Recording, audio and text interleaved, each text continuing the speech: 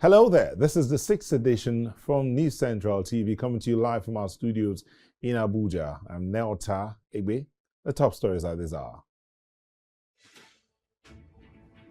Kaduna State Government holds reception for freed Christian worshippers. President Tinubu deploys troops as Kwara State Government accuses Islamic militant over Kayama killings. Thousands displaced as torrential rains force evacuations in Morocco. We'll bring the details in a moment.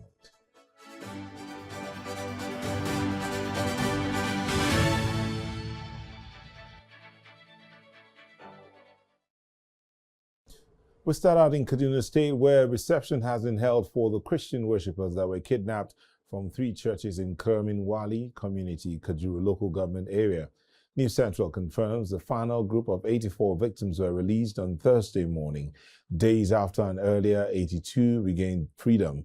The worshippers were abducted on January 18 when armed assailants attacked churches during Sunday services, triggering nationwide concern. The incident drew controversies after police initially denied the abduction before later confirming it. Community leaders say negotiations followed contacts from the attackers. Kaduna State Governor Uba Sani met some of the freed victims and hosted them to a luncheon, assuring continued support and security. The residents say the families are now reuniting, bringing relief to the community after weeks of fear, uncertainty, and sustained national attention.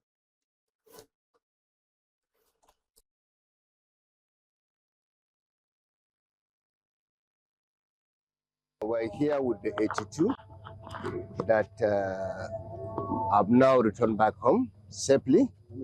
And of course, we're here to give them assurance that the remaining, by the grace of God, they'll all be back safely by the grace of God. And I have no doubt in my mind that the rest will also be back.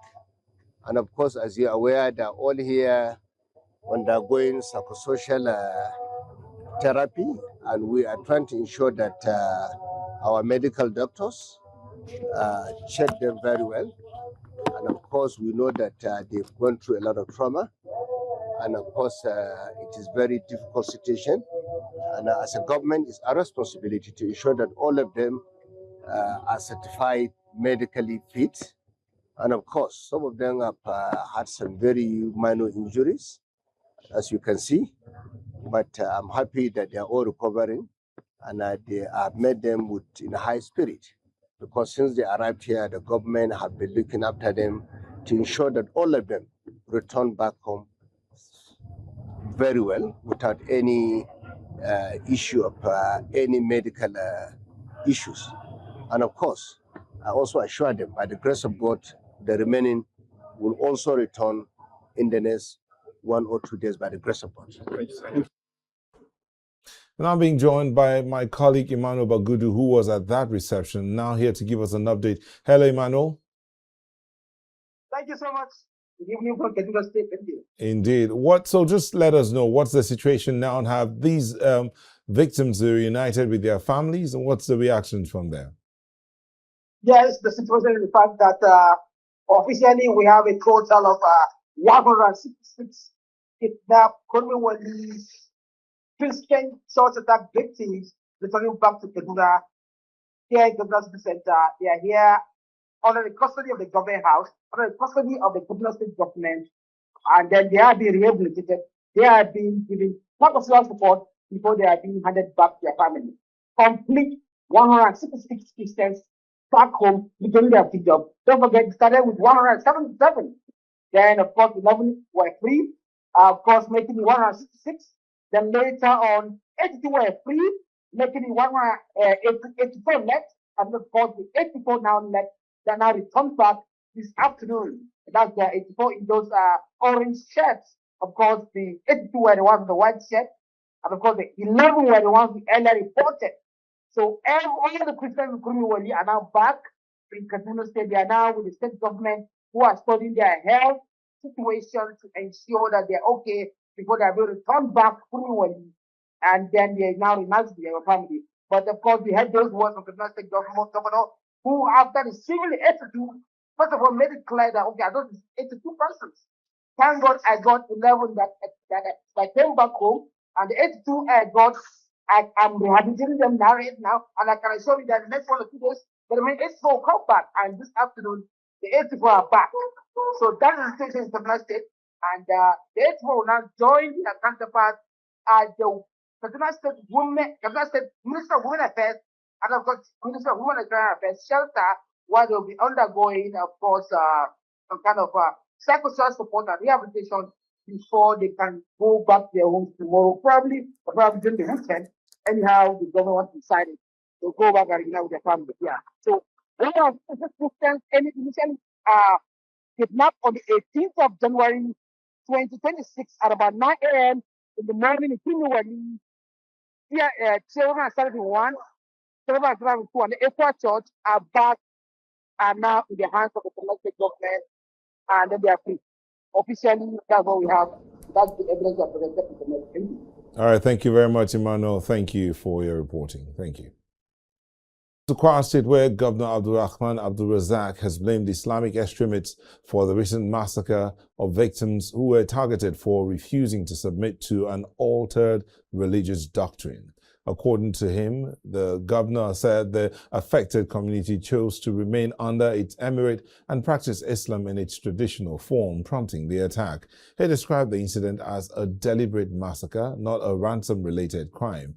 In response, President Bola Tinubu has ordered the deployment of an army battalion to the affected local government area. The presidency says the troops will spearhead Operation Savannah Shield to confront the attackers and protect vulnerable communities.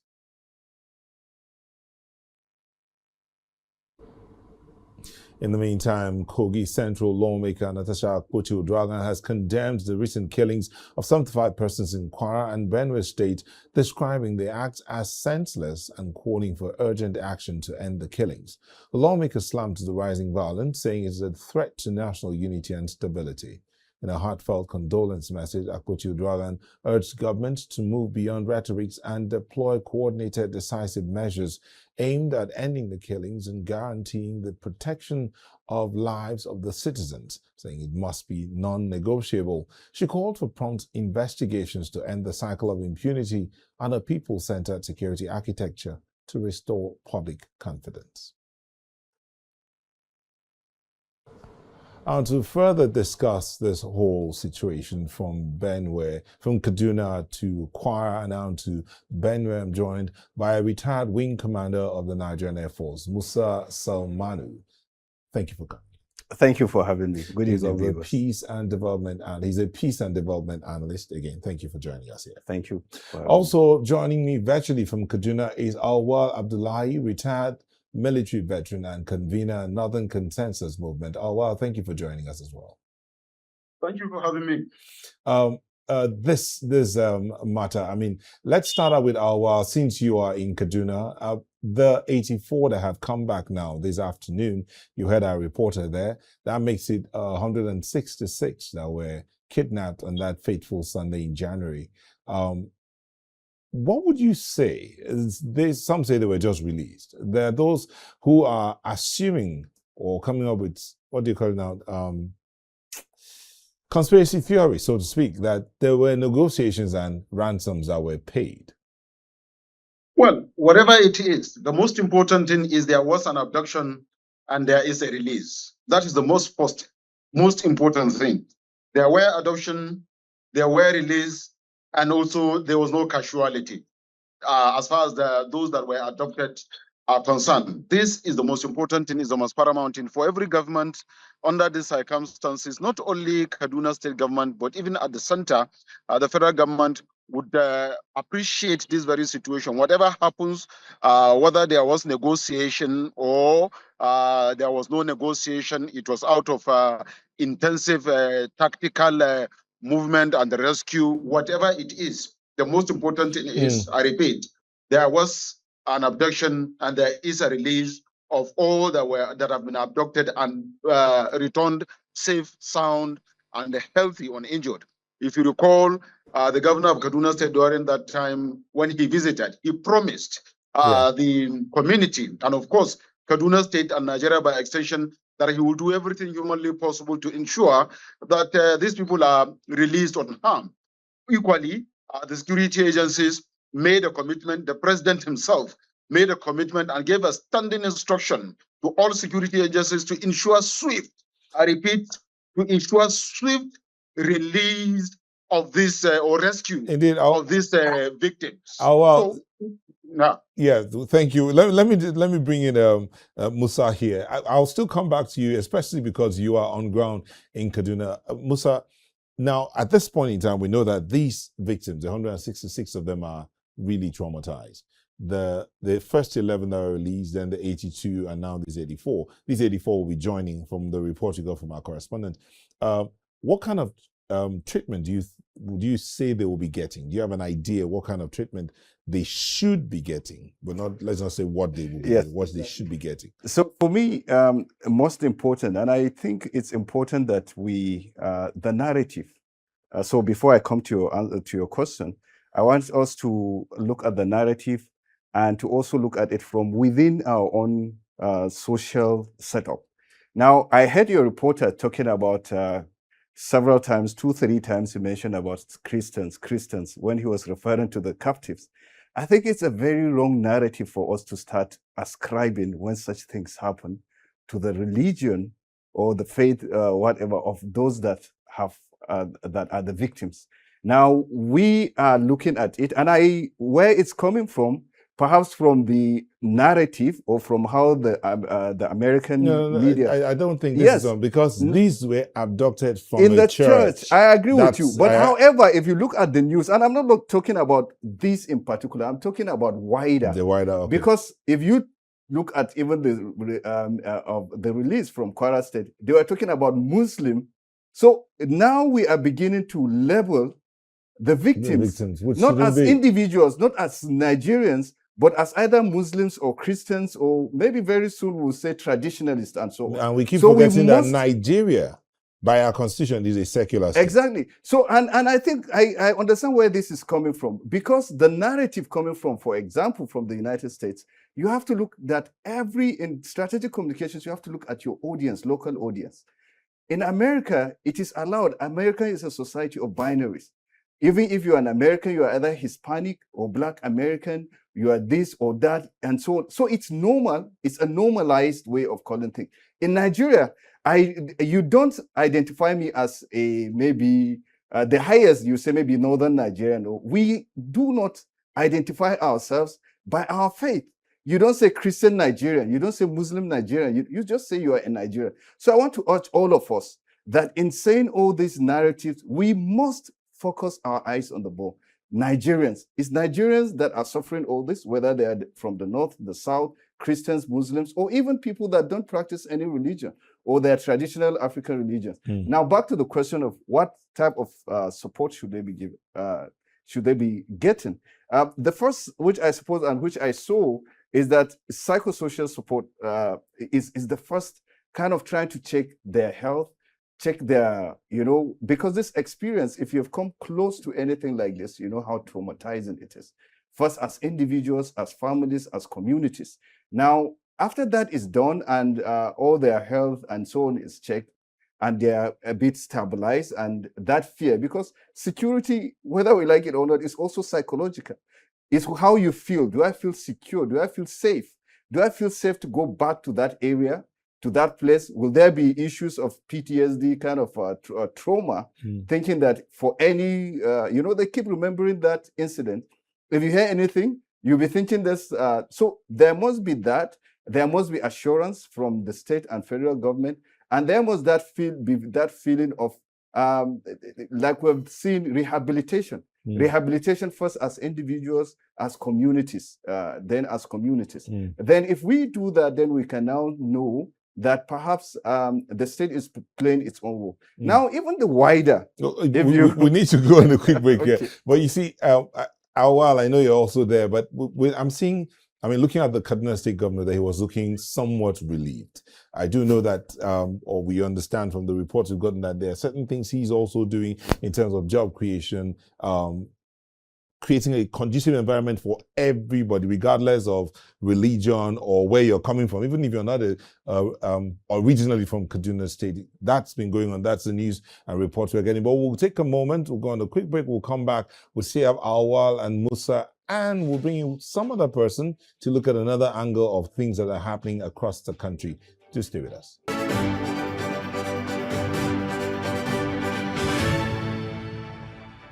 Welcome back. Nigeria and the United States have activated a new security partnership with American troops now on ground. The deployment comes in the wake of the Christmas Day airstrikes targeting terrorist camps in Sokoto. Authorities say the joint effort is focused on strengthening Nigeria's counterterrorism response and reinforcing security cooperation across the region. Now, a new report is detailing a decade of shifting U.S. military strategy, moving from forever wars to high-impact targeted interventions. From 2016 to 2026, the U.S. is reported to have maintained active zones in Iraq, Syria, and Somalia, focusing on dismantling ISIS and al-Shabaab. While the 2021 Afghanistan withdrawal marked an era's end, recent years have seen a surge in direct action. This includes the 2025 strikes on Iranian nuclear facilities and the 2026 operation in Venezuela, resulting in the capture of Nicolas Maduro. Beyond combat, the U.S. continues to provide massive strategic hardware to Ukraine and logistical support to stabilize Haiti. Authorities say these specialized operations remain the front line of global security. Now let's look at Nigeria-U.S. military partnership. The alliance between Nigeria and the U.S. reached a historic turning point, shifting from advisory roles to active combat support. Following a strategic pivot in late 2025, the U.S. conducted direct airstrikes against ISIS-affiliated groups in northwest Nigeria. As of this month, AFRICOM has confirmed the deployment of a specialized team of intelligence, fusion, and terror cell dismantling. The partnership is backed by a massive arsenal, including nearly $1 billion for AH-1Z Viper helicopters and a fleet of A-29 Super Tucanos. To ensure surgical accuracy, a $25 million training program is now integrating air-to-ground operations to protect civilians and uphold international law. We're being joined also for this conversation from our newsroom by Charles Onwuche, an international relations expert. He's also a lawyer. He joins us from our newsroom. Hello, Charles. Pleasure to be here. How are you? We still have Awal and Musa here. Musa in the studio, Awal from Kaduna. Charles, you weigh in on this one now. The U.S. now has boots on ground. As an international affairs specialist and lawyer, do you think that aligns with the laws of sovereignty of nations, regardless of whatever partnership that there might be? I think it does, regardless of the partnership. I think the United States has made it very clear any country has diplomatic relationships with it wants that country to be strong, prudent to its resources, but ensure that the policies and treaties that are agreed between the U.S. and that specific country are adhered to. Well, so I didn't get you very well. You're saying that what's being done now aligns with what the laws of both countries and partnerships allow. Well, the partnership can be different between the laws. So that's the reason why we have a treaty. A treaty allows two countries to formalize their processes, procedures, and expectations, essentially the rules of the road. So as long as those parameters are met, that's the first instance. And the second instance is independent laws that are related to the United States, and obviously in this situation, Nigeria. So as long as those purviews are met, there is no issue.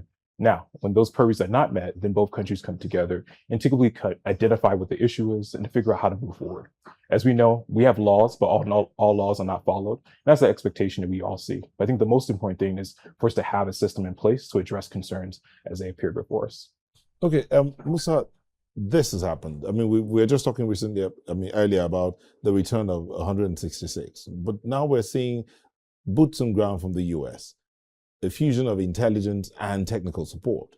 What do you think as a retired military person in Nigeria? So, if you read also, these assistants have various categories. There is the combat, and there is the non-combat, which could involve from security, that's assistance, or that's technical as to training, to even intelligence gathering. And I think the Minister of Defense was clear about the type of assistance, the unique capabilities they are bringing on board, which is the issue of intelligence, which is the issue of identifying and so on and so forth. So it's not something entirely new.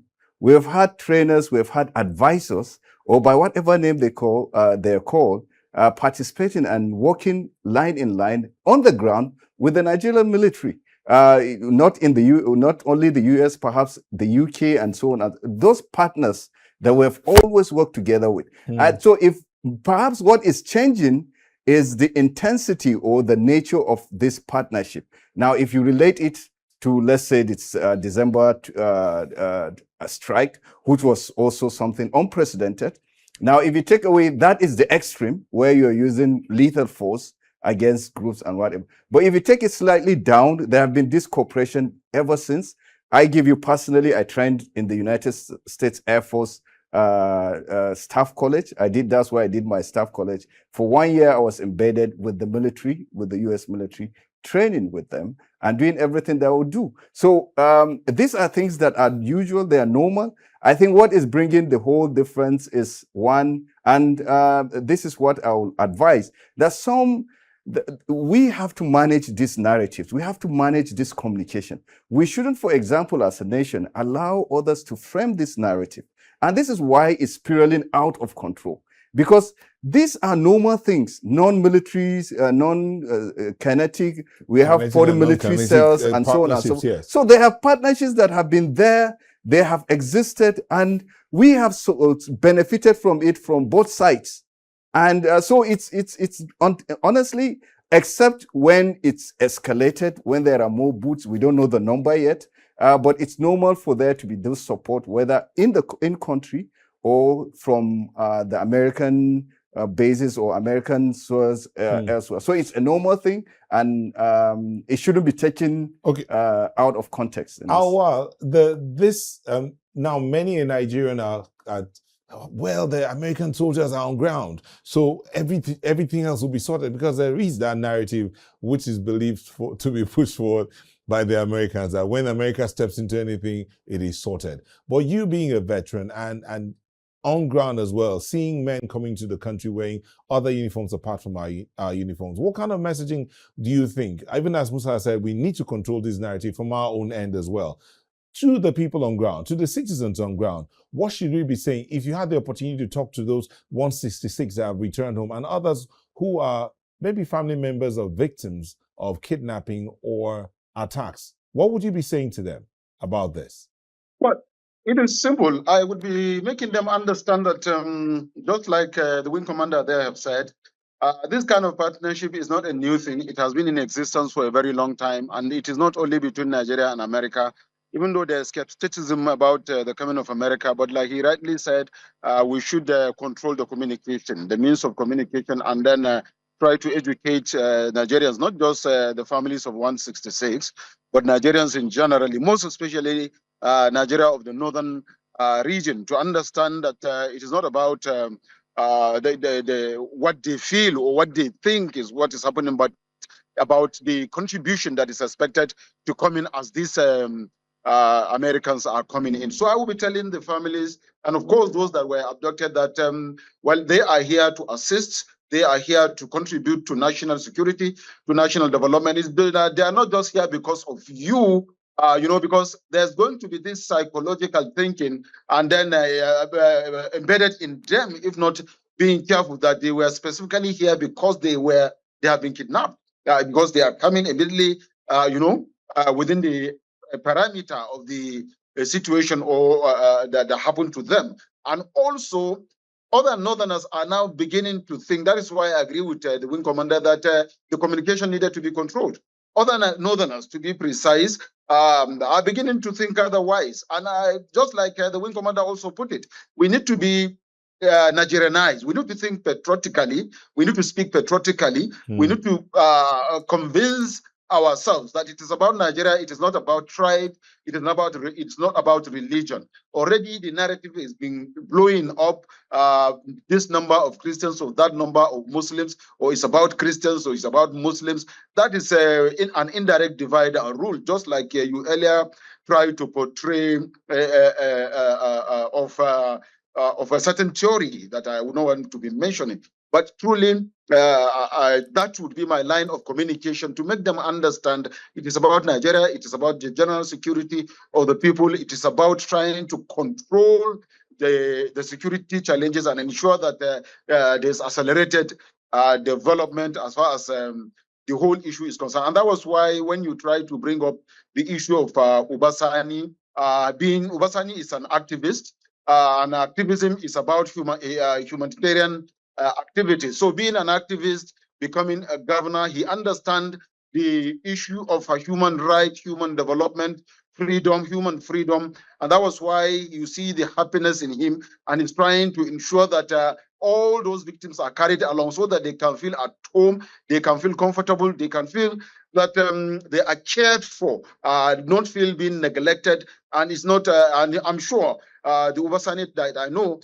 will also try to appease them in whatever possible way and try to comfort them so that as they are going back home after the psychological screening, they will be home comfortable and not be thinking too much of what happened, but rather be ambassadors of peace now that will preach peace within the communities, that will preach peace among Nigerians and preach love. I need to bring in Charles because we're out of time. The one question I wanted to ask the three of you, but Charles, this matter of communication, there is controlled communication, or which may not be effective, as against owned and effective communication. Which would it be, and what would you say should be done in either of the two of them? Yeah, I definitely believe that communication needs to grow and be stronger than what it is today. I think it's quite evident from the communication last 30 days, last several months, that can be an improvement. I think it's important for both sides. I think definitely Nigeria and also US to do so. And I think the most important thing is set up an infrastructure that allows us to examine what are we seeing, what have we tracked the last couple of weeks that has been impacting the ability for US and also Nigerian communications, and then make those plans and make those changes. And I think this is not something that's going to fix itself in the next 30 days or so. And I think we need both sides to be open to that conversation. We do appreciate your contributions there, but let me just bring this to you, Musa, as we go. Why do you think there's an upsurge? Try and do this real quick, or not in all of these attacks, so to speak. Well, the whole idea is, these are spiraling effects. They try it here. So there's the fact that there's upsurge in offensive action by the state security forces. Now, when that happens, of course, what it means is that they are on the run and there are soft targets everywhere and so on. So there's as you go, that's how guerrilla warfare is. It's about the people. Government is trying to say we are capable of protecting the people, and the bad guys are saying government is not capable of protecting you. So even as they are going, even as they are dispersing, and it takes, you'll be shocked at the number that it takes to protect a particular location versus the number that it takes to just destroy that location. Like we know, if you just need one or two people with a gun to scatter an entire locality, while as you might need up to a battalion like the president sent to just protect or to have a feeling of safety and so on and so on. Right. So now what is happening is that as this continues, and we have to be very aware, that's now talking about the security forces, that this is going to continue. As you put pressure in one sector, they're going to go to other sector and so on. And it goes to what we're saying, technology, numbers, very key. You need the technology to be able to warn you. You need the technology to be able to move to where you have contact and impact. Then you need the numbers to ensure that nowhere is left And then you need the communication as well. Thank you so much. Absolutely. Retired Wing Commander, Nigerian Air Force, Musa Salmatu. Thank you for coming in. Salman. He's a peace and Salmanu. He's Yes. a peace and development analyst. Thank you so thank much. you there. We had a military veteran as well, retired Awal Abdullahi and convener Northern Contesters Movement.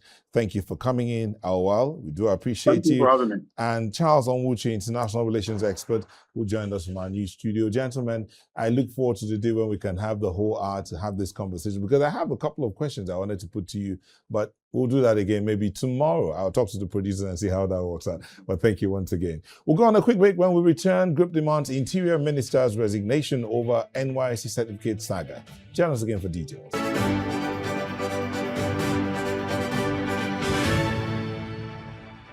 Welcome back. In case you're just joining us, a recap of our stories. Kaduna State Government holds reception for free worshippers.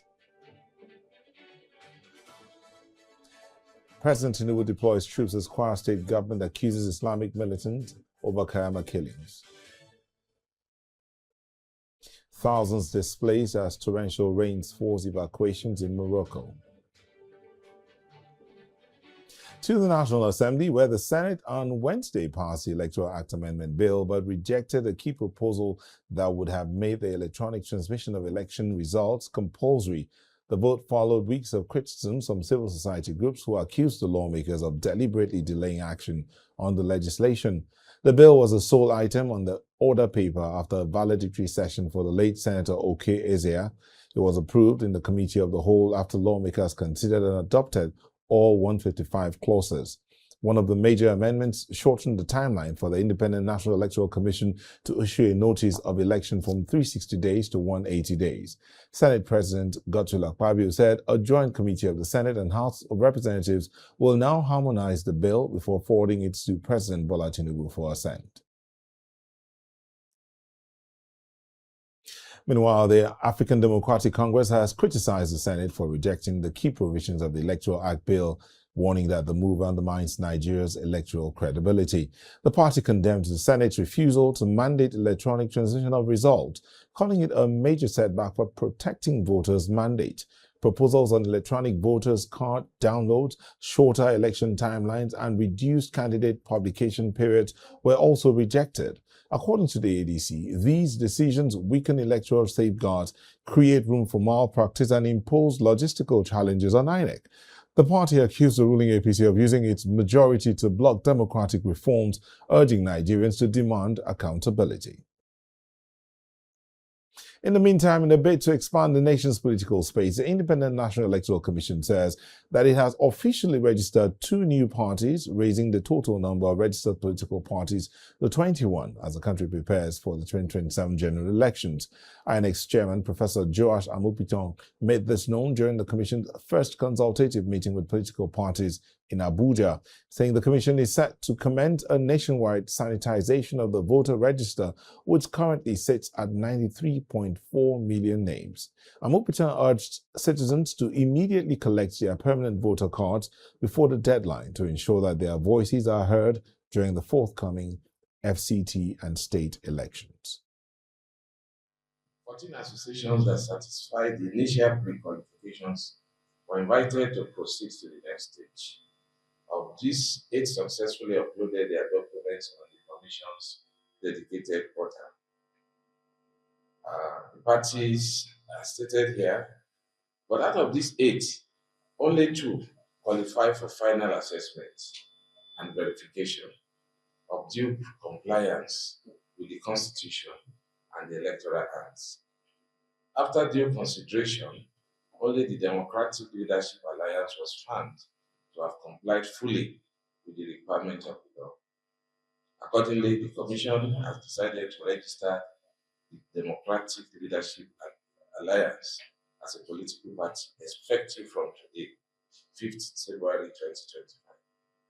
Furthermore, the Federal High Court in Lokoja, Kogi State, in suit number FHC/LKJ/49/2025, between Barrister Takori Mohammed Sani and others and INEC, the Federal High Court ordered the Commission to register to register the National Democratic Congress as a political party. The Commission has decided to comply with the order, and the party is being registered as a political party. Certificate of registration will be handed over to the 2 new political parties in due course. Well, fireworks all about the Minister of Interior, Olubumitunji Ojo, as protesters in Abuja demanded his resignation over alleged NYSC certificate forgery, NYSC being the National Youth Service Corps. The group criticized the current administration, saying that other key government officials in the past have been forced to resign over same allegations, but the minister has remained in office, describing it as a case of selective justice. Political activist Isaiah Davis also accused the National Youth Service Corps of corruption, insisting that the NYSC has questions to answer over the possibility of an alleged 2006 absconder completing his service in 2019.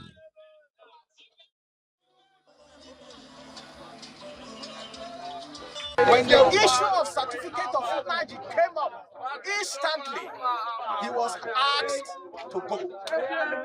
But we are having somebody of Mr. Tunji Ojo who is having the same certificate scandal and is still in the office. Is that how it's supposed to be? No. Is that how it's supposed to be? No. If one is asked to resign, why is another still in the office? Tunji Ojo to resign immediately and will be investigated. Yes, sir. But we found out that somebody in 2006 was mobilized, absconded. 2029, when he was in National Assembly, he was asked to. 2019, we were informed that he served. At 2019, was he serving as a member of the National Assembly, also serving as a core member in 2019 in the National Assembly? Those are the discrepancies we want the independent agencies of Nigeria that are credible, that we know, should carry out a forensic investigation from NYSC for us to be able to identify which of those certificates are genuine. Civil society organizations are raising fresh concerns about women's political participation and recent electoral reforms in Nigeria. At a press conference in Abuja attended by several advocacy groups, they say there is a need for the urgent passage of the Special Seats for Women's Bill and also expressed reservations over aspects of the recently amended Electoral Act. Our correspondent Sumaya Abubakar reports. Women's advocacy groups say Nigeria risks weakening its democratic credibility if deliberate steps are not taken to improve women's representation in governance. At a joint briefing, the coalition described the proposed Special Seats for Women bill as a necessary intervention to addressing political violence, financial barriers, and exclusion of women from party structures. Nigerian women continue to face political violence, demonetization of politics, exclusion from party structures, and shrinking civic space. Affirmative legislative intervention is no longer optional. It is the only realistic path to reversing Nigeria's consistently abysmal record on women's political representation. Your parties, your administration, your structures should comply with inclusion, with representation, must cover all spectra of the population. The coalition also raised concerns about the recently amended Electoral Act, warning that certain provisions could weaken transparency in Nigeria's electoral process. Any rollback, explicit or implied, creates room for manipulation, heightens post-election disputes, and undermines trust in the electoral process. We therefore urge the National Assembly to reverse this provision and fully restore mandatory electronic transmission of results as a non-negotiable pillar of credible elections. Let's move from declarations to delivery. We want those numbers to be seen and activated everywhere. The groups are urging the National Assembly and the executive to prioritize inclusive reforms, insisting that strengthening women's representation and safeguarding electoral credibility are essential to Nigeria's democratic future. In Abuja, for News Central, Sumaya Abubakar. Residents and traders on Lagos Island have appealed to authorities to expedite repair works on the Akpambon Bridge to ease the free flow of traffic. The Lagos State government says the condition of sections of both inbound and outbound lanes of the bridge has deteriorated significantly, posing risk to motorists and slowing traffic movement. The government added that work will begin on the damaged asphalt on the Akpambon Bridge and its connecting ramp and service lanes from Inner Marina. Work on the service lanes will begin today, February the 5th, and is scheduled to run for 6 weeks, ending 19th of March 2026. The motorists approaching Akpambon from Inner Marina are advised to use alternative routes, including Broad Street, Catholic Mission Street, and other adjoining roads, depending on their destination.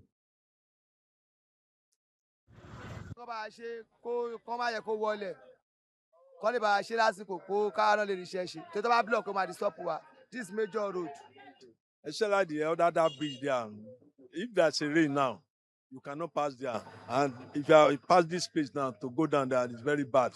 You need to fix the road proper. Nǹkan tó ṣẹlẹ̀ báyìí sí tó bá ṣàtìbá aṣọ̀nà yìí èmi ní nǹkan tó dọ̀ tó ń ṣẹlẹ̀ yẹ kò ní ṣe kíni kò ní láì máa ṣẹlẹ̀ mọ́ tó pé tẹ́fíwẹ̀ bá ti free gbogbo ẹbí tó máa lọ létòlétò gbogbo àwọn tó bá ń gbé bíríìjì gan ewu tó dọ̀ ṣe wà lẹ́fíwẹ̀ tísàlẹ̀ bá ti free òkè náà máa ṣe kíni ó máa free ọ̀rọ̀ kan tá a gbàdúrà fún kí Lagos kó bá a ṣe náà ní àwọn kan tá a lè benefit náà èlé. My own experience towards the rainy season in this place, normal. Everywhere was somehow and the road is bad. So they have to fix the road. The government should fix the road. That is what they should do for us because this is a business grant. So you're happy about this product? Yes, I'm very happy. When the 6th edition returns, over 100,000 Moroccans relocated. We'll bring you details of that in a moment. Please stay with us.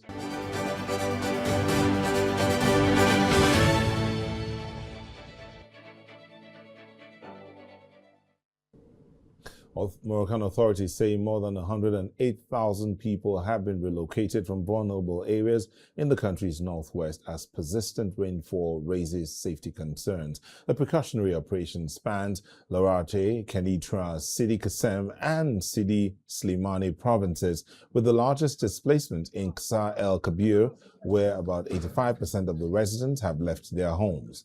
Emergency teams, including army units and helicopters, are assisting with transport and temporary shelter as water levels rise and weather alerts remain in force. Officials say conditions are being closely monitored as the rain continues and the dam releases are carefully managed to protect communities.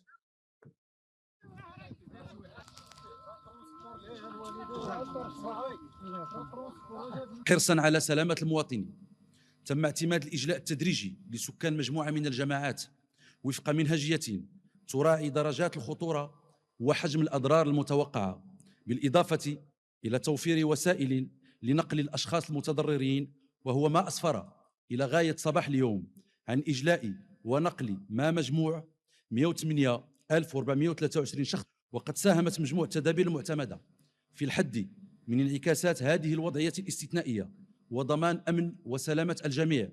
كما واصلت المصالح المختصة مواكبة الساكنة المتضررة من خلال إحداث عدد من مخيمات الإيواء وفضاءات الاستقبال وتوفير مختلف أشكال الدعم الضرورية بما يخفف من آثار هذه الظروف الصعبة ويعزز من شروط السلامة العامة. يخص سد واد المخازن فقد سجل واردات مائية مهمة بلغت 972.9 مليون متر مكعب خلال الفترة الممتدة من فاتح شتنبر 2025 إلى غاية 4 فبراير 2000.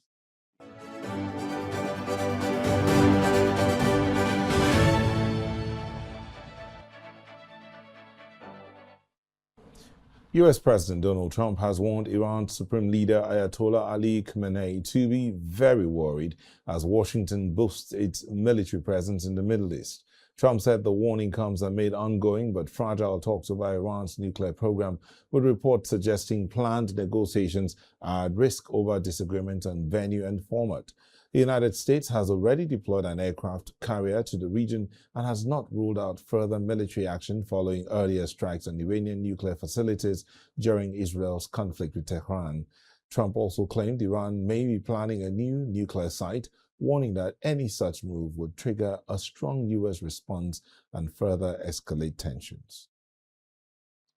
I would say he should be very worried, yeah, he should be. As you know, they're negotiating with us. They were thinking about starting a new site in a different part of the country. We found out about it. I said, you do that, we're going to do.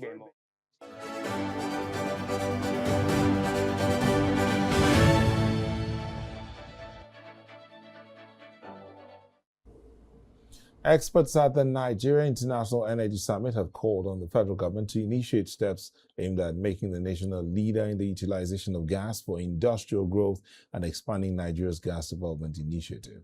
The summit, which held in Abuja from February the 2nd to the 5th with the theme Energy for Peace and Prosperity, has come to an end, with participants calling for collaboration among key stakeholders to ensure sustainable growth for the nation's oil and gas sector.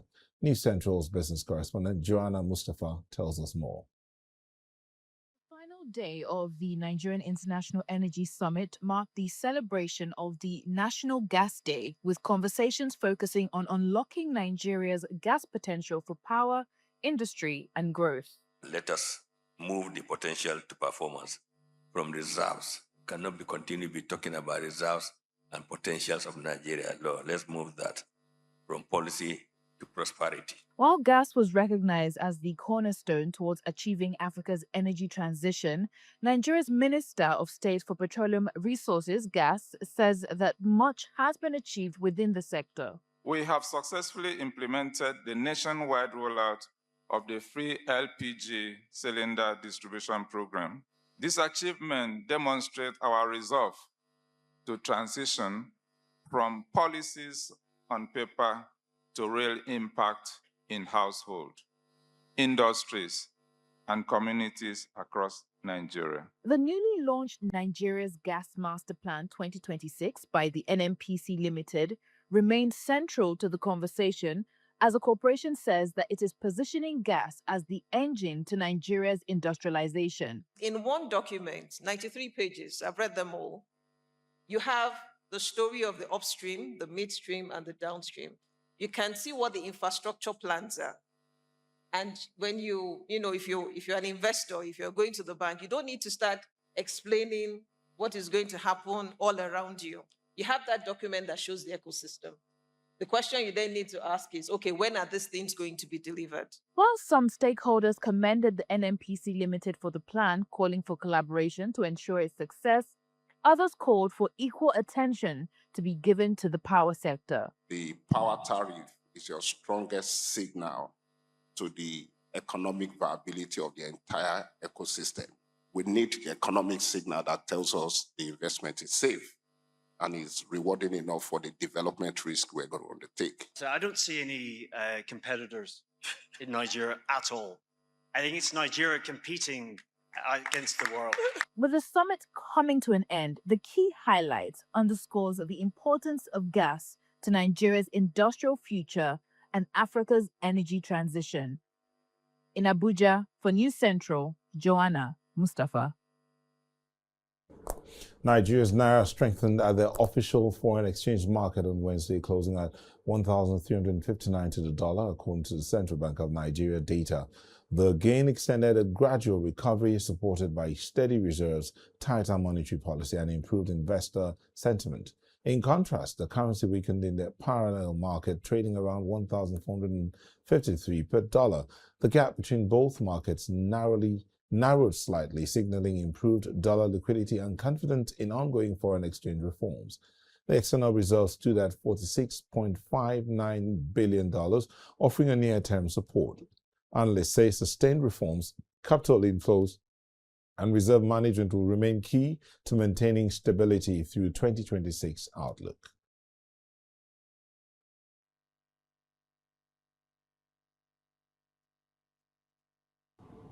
And that's it on the 6th edition for today. I want to thank you for being a part of it and letting us be a part of your evening. A recap of our major stories are now.